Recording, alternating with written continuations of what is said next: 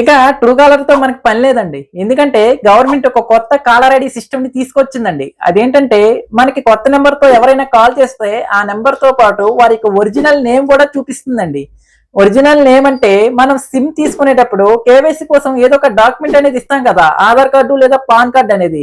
ఆ డాక్యుమెంట్ పై ఉన్న నేమ్ అనేది ఇక మీదట ఎవరైనా కొత్త నెంబర్ తో కాల్ చేస్తే ఆ నెంబర్ తో పాటు ఆ నేమ్ అనేది చూపిస్తుందండి.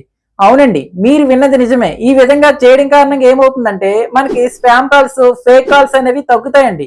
అంతేకాకుండా అన్నోన్ నెంబర్స్ నుంచి వచ్చే కాల్స్ కి మనం భయపడిన అవసరం లేదండి. ప్రెజెంట్ అయితే కొన్ని నెంబర్స్ కి నేమ్ అనేది చూపిస్తుందండి, కొన్ని నెంబర్స్ కి నేమ్ చూపించడం లేదండి. రానున్న రోజుల్లో అన్ని నెంబర్స్ కూడా నేమ్స్ అనేవి చూపిస్తాయండి. మీకు కూడా ఎవరైనా కొత్త నెంబర్ తో కాల్ చేసినట్లయితే ఆ నెంబర్ తో పాటు వారి యొక్క నేమ్ వస్తుందో లేదో చెక్ చేసుకోండి.